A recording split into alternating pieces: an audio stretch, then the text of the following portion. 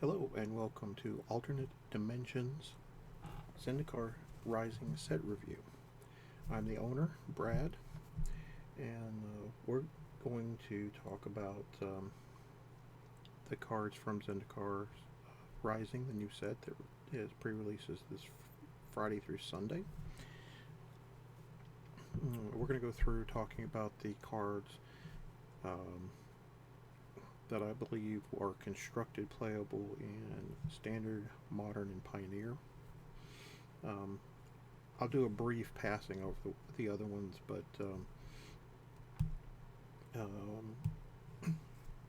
my main focus is the 60 card constructed decks. So tonight we're going to go over the white cards. This first one, Allied Assault, is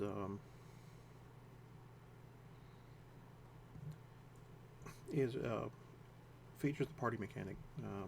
The party mechanic is you have to have 4 characters, one of each specific type or class: cleric, rogue, warrior, and wizard. And you get a bonus based on what that is.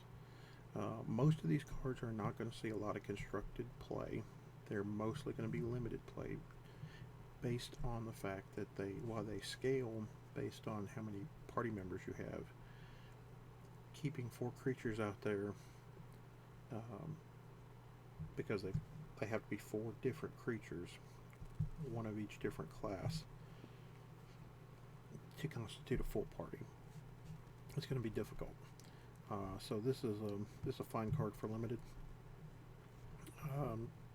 Don't really see any constructed playability for it. Angel of Destiny. So this is an interesting card. Flying double strike is for 2/6. So has a big toughness, big butt on this. What is weird about this card is, well, when a creature you control deals combat damage to a player, you and that player each gain that much life. So basically, you'll deal the damage to them, and then they'll immediately gain the life again. They'll immediately gain the life, so you're never dropping their life total. What ends up happening, though, is the second part of the text is if you have at least 15 life more than your starting life total, each player that this card attacked this turn loses the game. So, yikes. Does this have a home in a constructed format? Well, that's an interesting question.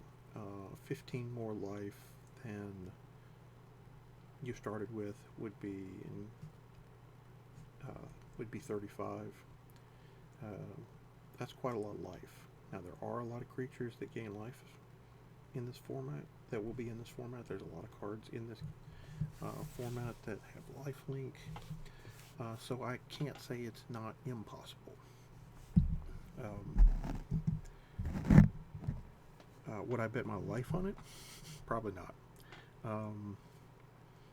I could honestly see some sort of control deck wanting to run this. The problem is there are already more efficient creatures like Dream Trawler for an Azorius control deck. So might have some niche play, but I certainly don't see it as a powerhouse. Alright, Angel Heart Protector, 3/2 Cleric, and you can give a creature indestructible on the turn. It's actually pretty solid. It lets you swing in and force your opponent to either lose a creature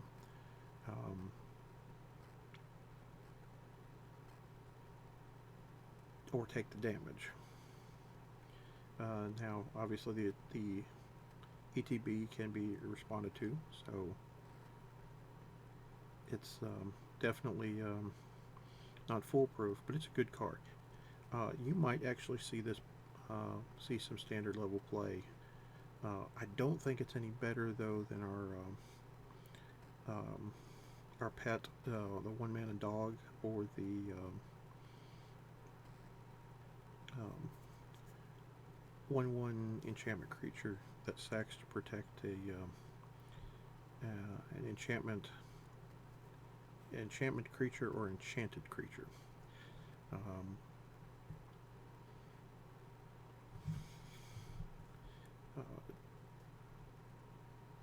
don't really see it in older formats either. Alright, this one's actually got some applications. Archon of Emeria, 3 mana for 2/3 flyer. Each player cannot cast more than one spell each turn. Non-basic lands your opponent control enter the battlefield tapped.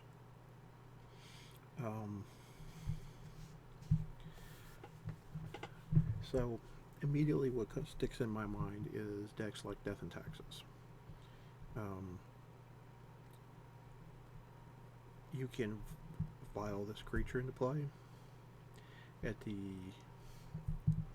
end of your opponent's turn after they've already cast a spell, so that they cannot cast another spell to deal with it. When you untap on your turn, if they try to respond to it, you can cast a spell to protect it and still be fine. Or you can do some other cute trick with it. You can flicker wisp it out of play. Any number of things you can do. The non-basic lands your opponent controls enter the battlefield tapped is really solid for a format like Modern, where we're running a bunch of fetch signs and a bunch of shocks usually, and then we've got the cycle lands where you pay 1, tap, sacrifice it to draw a card from Modern Horizons. You've got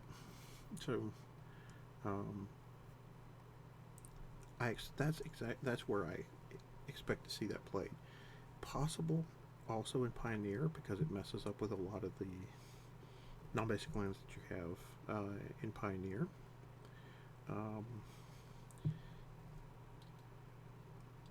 You have to be a little more strategic with it, unfortunately, in Pioneer, because you don't have Aether Vial to drop it and play at the end of your opponent's turn. Maybe you can do something like goat your opponent into playing a spell on your turn, wait till your second main phase, and then cast this. He's already cast 1 spell for the turn. You've cast 1 spell, so nobody can do anything. Passes to your opponent's turn. Now you can protect it. They can only cast 1 spell that turn. So, and standard is another one. Although there's going to be a lot of lands that enter the battlefield tapped in this format, so I don't know how much that's going to hurt things. But it's a very interesting card. I could even see it played in older Death and Taxes decks in Legacy. Alright, Archpriest of Iona. So this is another one that deals with the party mechanic. With its power being based on the number of creatures in your party, so it's always a 1/2 for 1 mana.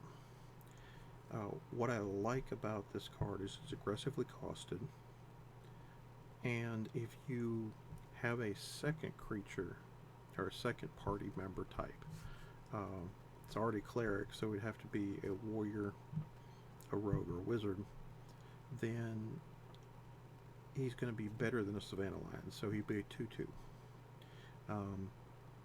which is a really good 1-drop. Anything above that is even better. So this is one I could see seeing some play in in the standard format as basically an aggressive 1-drop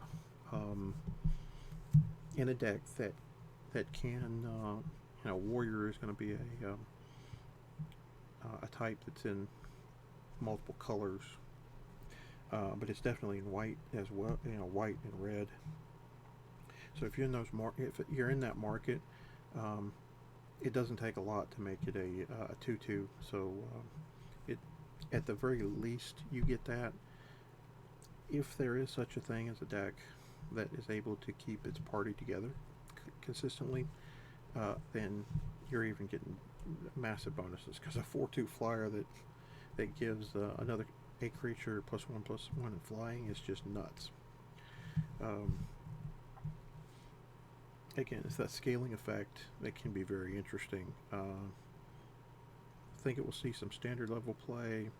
All over formats, it's probably not worth the investment unless we get some crazy shenanigans. Alright, Tended Healer.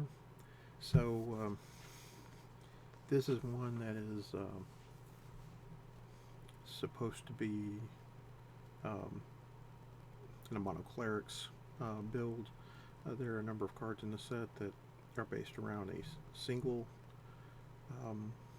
class, or subtype, if you will.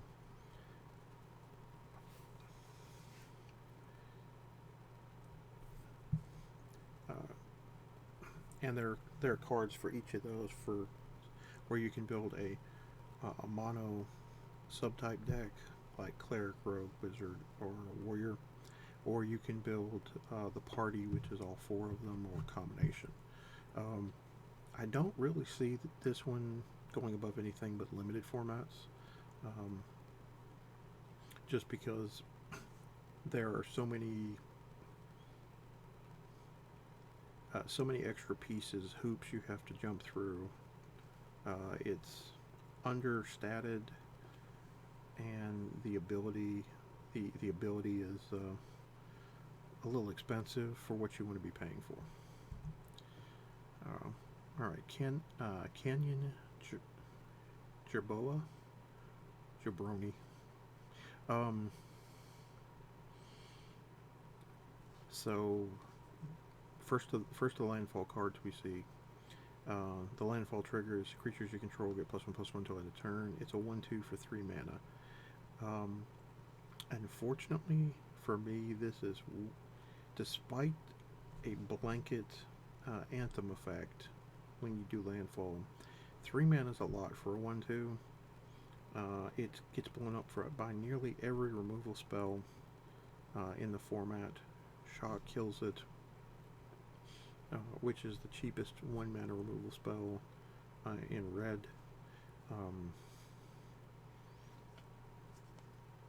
And God knows we're going to see a lot of mono red. We're going to see a lot of it every color. I think this is going to be one of the more fun formats to play, but doesn't grasp me as something that's constructed playable.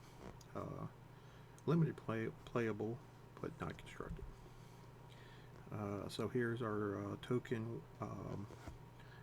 1 and a white 3/1 creature. Obviously this is a core warrior at common. It ticks your warrior box. It also ticks your non-human box. Interesting enough, which is important for Iona and a number of other cards from Ikoria. So again, it fits a slot, and that's about it. Limited player only, more than likely. Alright, our first kicker spell, Dauntless Unity. So it's 2 mana and an additional 2 mana if you want to do the kicker. So either creatures you control get +1/+1 until end of turn, or if it was kicked, they get +2/+1.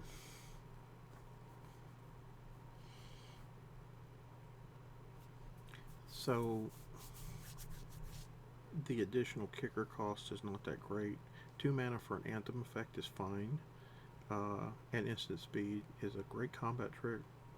Again, more than likely is a limited only card, unless there is an amazing kicker deck out here. We'll talk about some of those cards as we get to them, but I mean, it's a good common for limited, but beyond that, that's all I can say. Disenchant. This one is just rotating out of standard and it's coming back. It's a good one to have because there are a number of enchantments and artifacts that you're going to want to get rid of from the sets that we've seen. So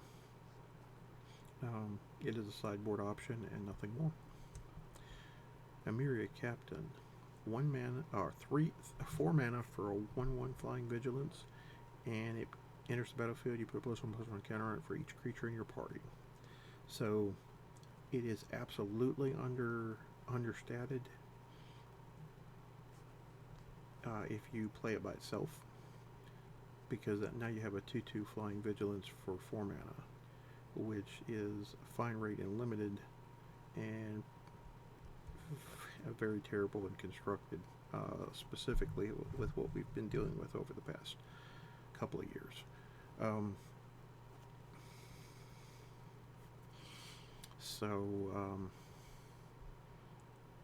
Again, it's something else to push the party mechanic. Great for limited, evasive for limited. Vigilance is great, but constructed, not going to see a lot. Expedition Healer, 2 mana for a 2/2 core cleric with vigilance, and it has lifelink as long as you control another cleric. So here is another card that's looking for another tribe member, or in this case, another class member. Vigilance and lifelink is really good. There is a Orzhov deck based around Veto that uses the life gain to sort of also deal additional damage through Veto's ability to finish off opponents. So I would not be completely surprised to see this one in that deck, because there are a number of clerics already in the build, Veto being one of them. So it'll automatically turn on with Veto in play. You're going to get sick of Veto by the time this is over, I'm sure. So there's certain builds that'll want this. Again, very questionable for older formats, just based on the power level of their 2-drops and the hoops you have to jump through to get this to work. Having another cleric in play sometimes is difficult in older formats, especially. Alright, Farsight Adept, 3 mana, 3/3 core wizard. ETB draw. Each player draws a card. So this is something they've been trying to add to everybody's color pie, drawing cards. White typically does it by in the sharing method. We each do something, so it fits there. It's well statted for its cost. I do not know how often you want to be playing this and giving your opponent a card in constructed formats, because that's living dangerously.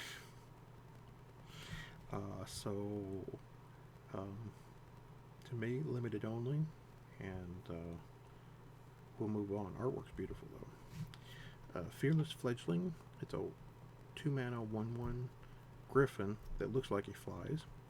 His landfall, you get to put a counter on it, and then he gains flying until end of turn. So he needs a little motivation to fly. Now, oddly enough, this one, despite not constantly having flying, I believe can be playable in the right deck. Specifically, there are a number of cards in this set that are token based. They give a lot of, are counter based. They give +1/+1 counters to a bunch of stuff. And there were some previous cards in previous standard legal sets, Throne, Theros Beyond Death, Ikoria, and Corset 2021, that also have this theme, and this is going to slot. It's going to slot in the deck. I don't know how efficient it'll be, but being able to grow it every time you hit a land is really good. And then you've also got the additional counter effect from a card like Conclave Mentor, so you can make it bigger and bigger. So, and then you obviously with landfall you give it evasion. So, expect to see this one sleeved up. Feldar Retreat, 4 mana enchantment. It's got landfall, and it gives you, makes either token creature or puts a +1/+1 counter on everything you control and give them vigilance. So there's a cycle of uncommons from Battle from Zendikar that do the same thing. Their landfall gives you an option to choose one. The previous white one, if I remember correctly, was it made a 1/1 creature, core ally, and I think it was you either creatures you control got +1/+1 till end of turn. I'm almost certain that's what it is. It's same converted mana cost. This one is a rare, and it's twice as good on either mode. Expect this one to see a lot of play.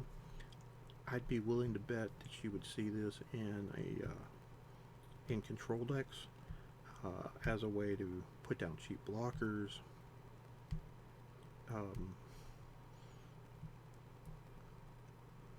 Stabilize the board, and then you could at some point in the game easily turn the corner and start making them bigger and swinging in.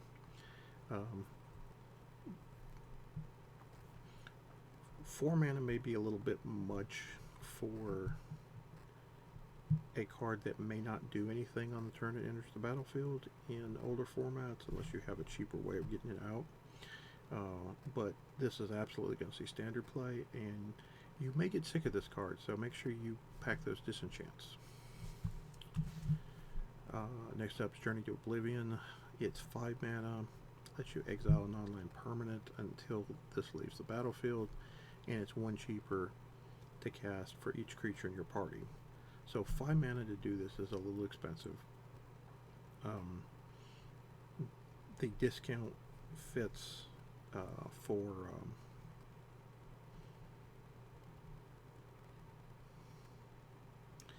limited, because the party mechanic, you can drop it to 1 mana.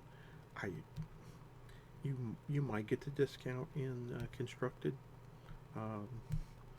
but right now we've got a 3 mana version that does it without having to jump through hoops to get it. So unless you're wanting extra copies of this effect,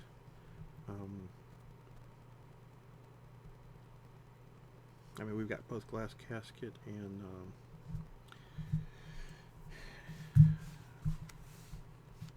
the one they replaced Oblivion Ring with. I can't think of it off the top of my head. But in any effect, this one is inefficient compared to the other two, and so I don't expect this one to see any constructed play. Cabra Outrider. So again, this is more limited fodder. Pumping up a target creature for each creature in your party is pretty good. In limited, not going to win anything over in constructed, I'm afraid. Alright, Kysil Cleric. 1/1 for 1 white. Flyer. Has kicker 2 and a white, and enters the battlefield. If it was kicked, tap up to 2 target creatures. So again, mono white weenie may want something like a Kysil Cleric. It's a 1/1 white flyer for 1 mana. We're getting flying men with upside. This is insane in 2020.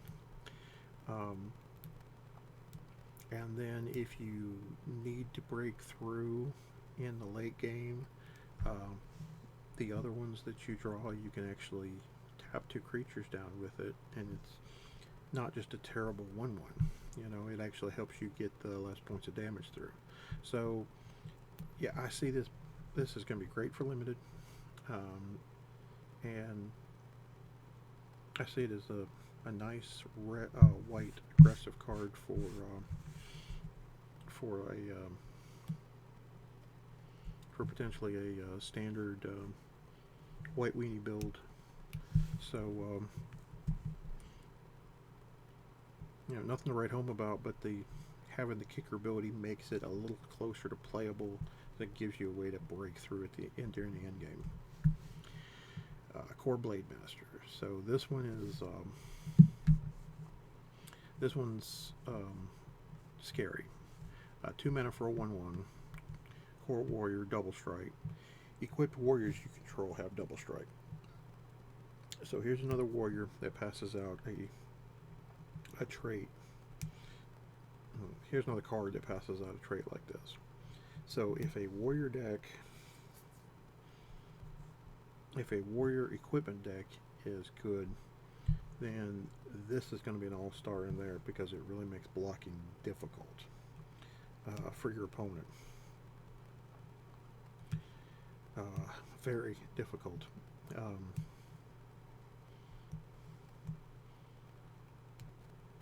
So it can be. Now, Fencing Ace was a 2 mana 1/1 double striker.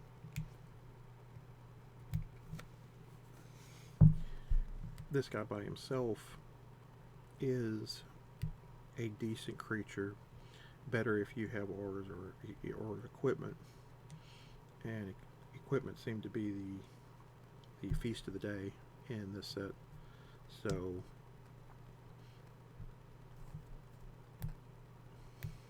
suit up and let's get in there. Alright, Core Celebrant 1/4 lets you gain life when creatures enter the battlefield under your control.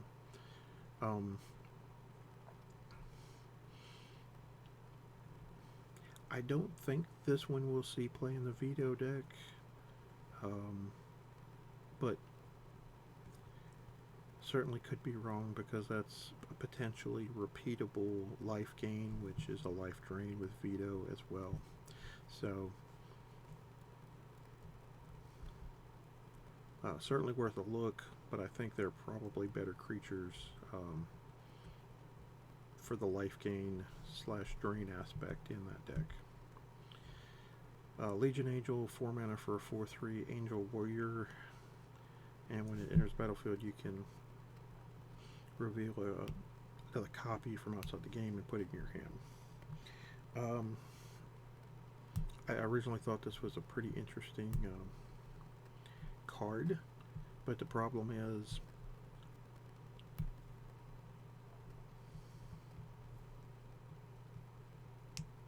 and I don't know how the rule works on this, but if you have 4 in your deck, you can have means you can't have any in your sideboard, which means if you draw this one, you can't pull another one from outside the game because your sideboard is outside the game.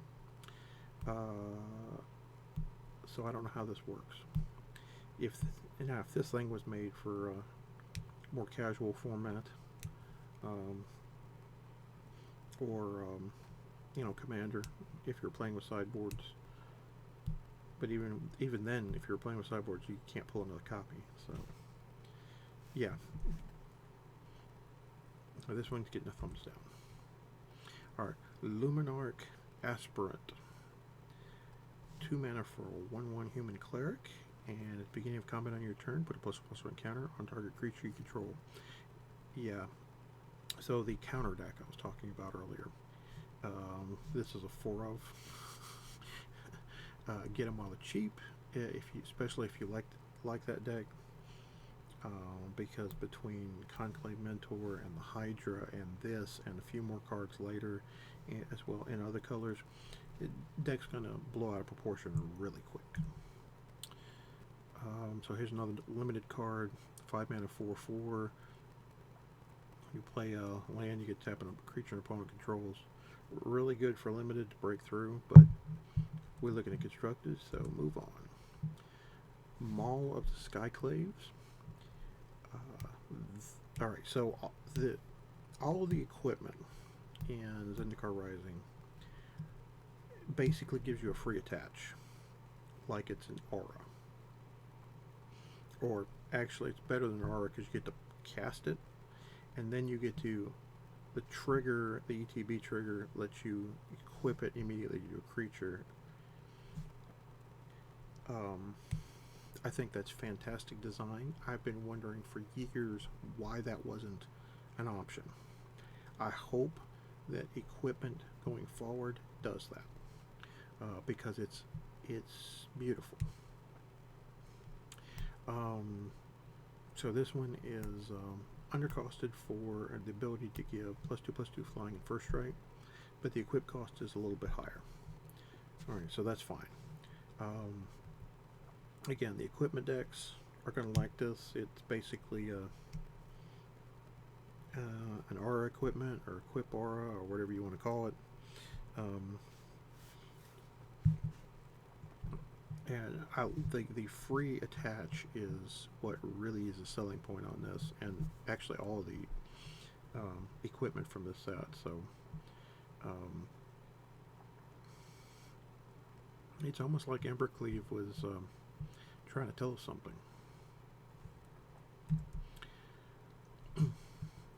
Alright, another limited card. 2/1 on your turn and a 2/3 on your opponent's. Certainly messes with math, so you have to pay attention. Nahiri's Binding. So this one to me seems like a limited only card. Pacifism effects have been long in the game, original printed in Mirage. They came up with a new, more powerful version in Mercadian Mask, which you could only, it was still only on a creature, but it couldn't, beyond attacking, not attacking and blocking, it also couldn't activate abilities. This one actually hits planeswalkers, so that's why this one caught my eye. Now the question is, do you want to play this over Banishing Light? That's the one I couldn't think of a minute ago. Or over Glass Casket. You know, it depends. I think this one's metagame dependent. Again, I think this is standard is something you could definitely look at. Older formats, 3 mana is a little much because it doesn't remove or permanently remove it like you'd want to have. Paratactician. So this is another. I like a bunch of warriors. If you've got another, if you got 2 warriors attacking it and another one, this one gets bigger. Again, very great card for draft and sealed. Don't know as if it will see any standard play. Not good enough for older formats. Practice Tacticians. Yeah, this one is this one's rough. You have to have at least one creature in play from a party class to be able to use this. Otherwise, it's dealing 0. And even though the scaling cards are very nice for limited, this one's just too fragile for a constructed format. Pressure Point. This is a reprint. It's been used before. Again, this is a great limited trick. Replaces itself. Not going to see any standard play I would be willing to bet. Alright, so this one's questionable. Prowling Feldar is 2/3 for 4 mana, has Vigilance, and Landfall triggers +1/+1 counter. So the problem is it's understated until you hit your first landfall, and then a 3/4 for 4 with Vigilance is good. It's not great. It's not, obviously for common it's better than some other commons we've seen in the past.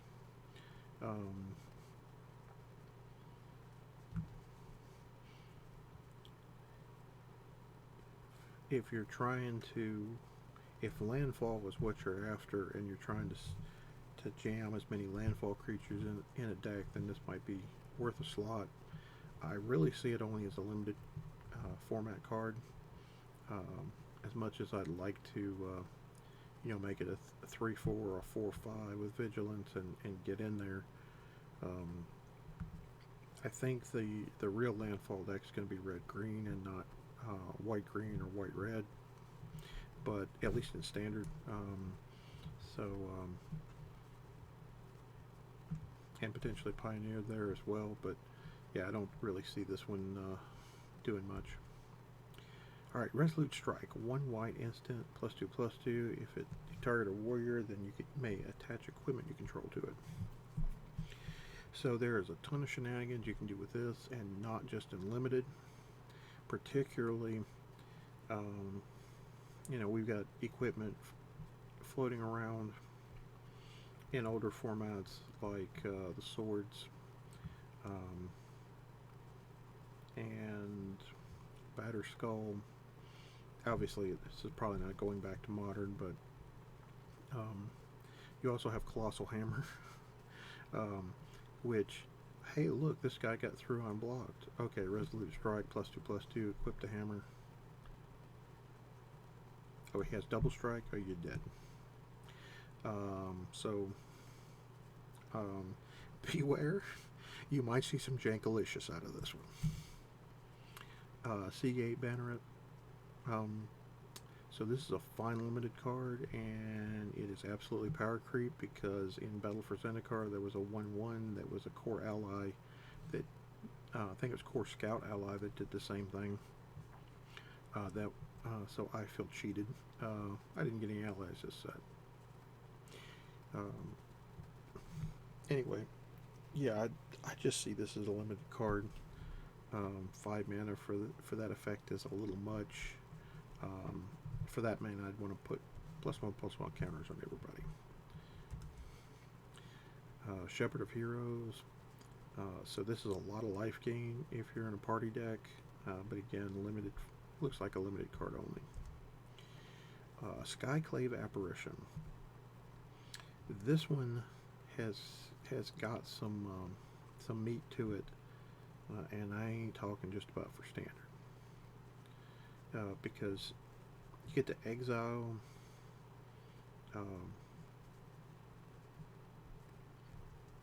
non-land, non-token permanents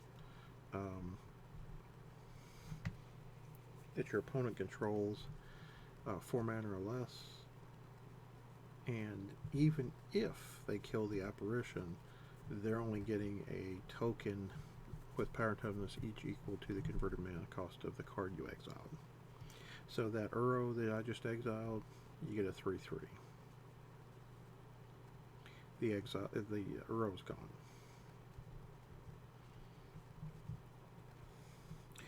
Tomergorge that I just exiled, you get a 2/2 token when I die. So this is going to be, to me, this is a good piece of removal for multiple formats: Standard, Pioneer, Modern, maybe even Legacy, because Death and Taxes is really good, and you have a lot of cheap creatures that are way above curve that you can just go, okay, you'll get a 1/1 when this dies, or you'll get a 2/2 when this dies. Multi-format All-Star. Squad Commander. So this is another card that has a lot to do with party. This one, though, is a little more respectable, even if you don't get the full party trigger, because when you play it, you'll get 4 power worth of creatures. At the very least, you'll get the 3/3 creature and the 1/1 token, because it's warrior. And if you have anything else, it's bonus on the tokens. So I won't say that this isn't standard constructed playable, but I won't say that it's way above curve either. There are a good number of 4 drops. This may not fit in anything.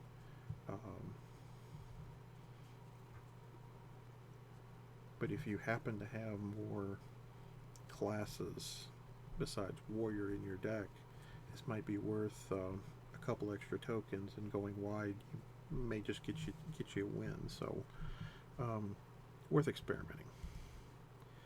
Smite the Monstrous hadn't been played in constructed formats, but it is a great limited card. Kazeem Raptor. So this is one that is an average creature, but it gives you the ability to return. You may return a land you control to its owner's hand. So this is important both for landfall as well as the modal double-faced cards, which we'll get to in a minute. Having this option is very good when you're when you've got all of the mana that you really need, you're set up, or if you absolutely need a spell back that's on the backside of one of those lands. Tazri, Beacon of Unity. Okay, so this is a party payoff card. So it's either you're playing party with this or you're playing this as a commander. That's the way I see it. And me, if I'm playing this, it's probably going to be my commander for allies, because it is the only card with the word ally anywhere on it in this set. So you may see me at the table with one of these. If there is a party deck, and if there's something that it can cobble together anything useful, this will probably be a part of it, simply because of all the pieces that it can bring together. I still think it's questionable, but still pretty cool. Alright, now let's get to the double-face cards. So, if you have been living under a rock and never seen these before, these are double-face cards, but unlike other double-face cards, you get to choose which side of the card you play when you play it. While it is anywhere else, graveyard, hand, discard pile, exile pile, sideboard, wherever, it only counts as the front face. So the front face will have the little triangle in the upper left hand corner, a single triangle. That's the front face. The back face has an up and a down triangle. It's also slightly shaded. On the back side, it's always going to be a land. Some of the lands enter the battlefield tapped. Some of them give you an option, and some of them actually enter untapped. But they're all going to be lands in this set. So this one is 7 mana that can give you 2 angel tokens with flying, and you get to give every other creature indestructible until your next turn. And then the backside is a land that enters play tapped unless you bolt yourself. Now, I originally thought that these cards were terrible for standard unless you were a long game control deck, but I've been seeing a number of players put these cards in your list. In their list has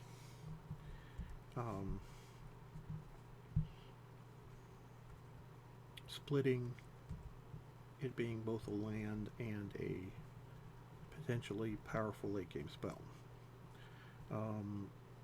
So I'm not going to say that they're terrible. What I am going to say is this is up to you to experiment with these. The effect is super powerful. You're making 2 4/4s for 7 mana. So that's, 3.5 mana a piece for 2 4/4 flying angels.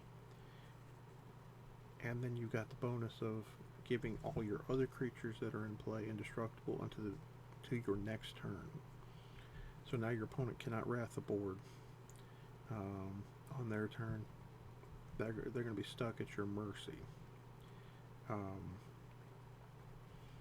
So don't discount what these double face cards can do, especially the mythic ones, because these effects are quite powerful. Now, one thing about the double-faced cards that is very interesting is it really puts you in a space. Do I want to play this as a land? Do I want to play this as a spell?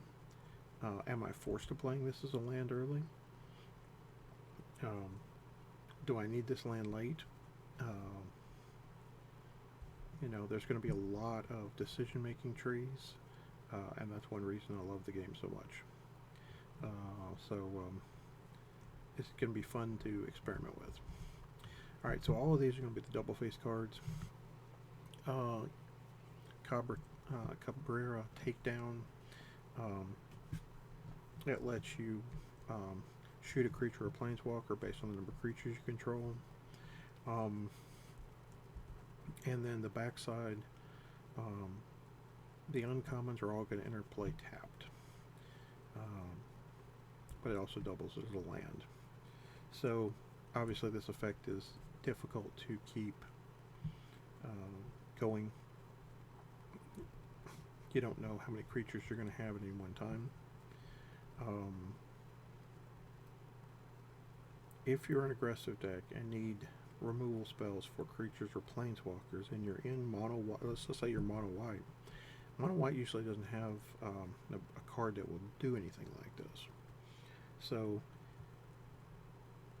the good part about this is if you don't have any creatures, you can always play it as a land half, or if you absolutely need a land right then and there, and this size available if you need a removal spell when it comes up later.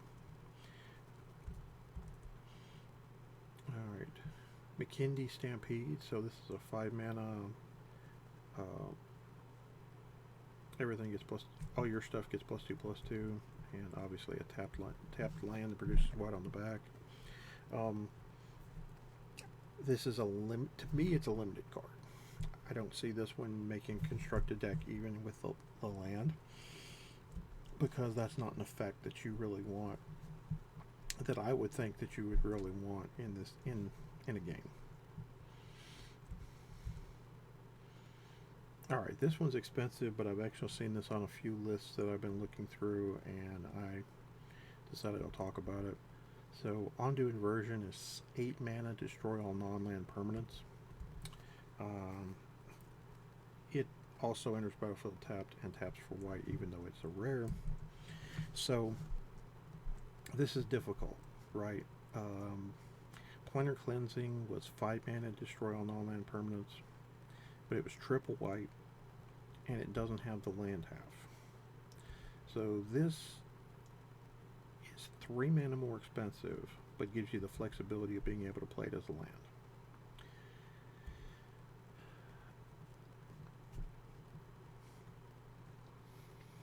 Now, Planar Cleansing, 5 mana is sometimes too slow for a Wrath effect,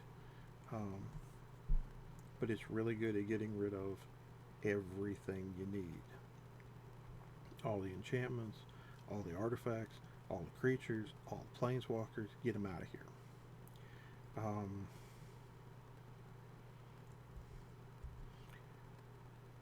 I could see a control deck maybe wanting to run 1 or 2 copies as additional wrath effects, because right now they have Shadow of the Sky at 4 mana, which deals with the creatures portion, but doesn't deal with all the others. So this would be a hedge bet against them. But 8 mana is a lot. Not gonna lie. Alright, this one I think is going to see quite a bit. Sajiri Shelter, 2 mana, target creature gains protection from a color till end of turn, and then the Glacier on the back taps for a colorless and enters the battlefield tapped. This is what you want in a spell like this. It's not always relevant.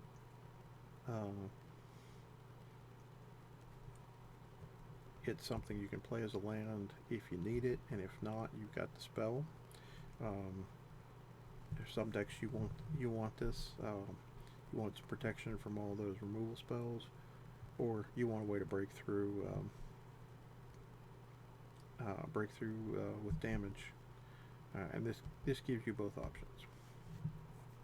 Oddly enough, I've seen this creature in a couple of decks.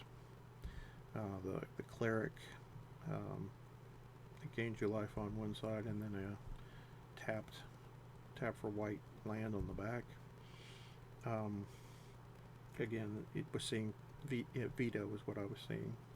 So, again, it's not without its uses. You can easily play it as a creature early, helps you hold down the fort, gains you a little life against aggro decks, and you could always play it as land if need be. I don't really see this one seeing a lot of play, but veto makes this I play this and I shock you for 2. Alright, so that is all the white cards.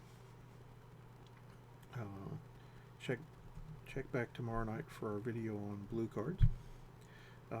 So, as I said earlier, I am the owner of Alternate Dimensions. We are located in Tullahoma, Tennessee. We sell on TCG Player. We also have a website, adgaming.net. If you use the promo code at the bottom of the screen, 5th Dimension, you'll get 5% off of any order of $5 or more. Besides Magic, we also carry Pokemon and Yu-Gi-Oh! We carry a line of role-playing game products and accessories, as well as board games. So come check us out. We are your dimension for fun, and I'll see you in the next one.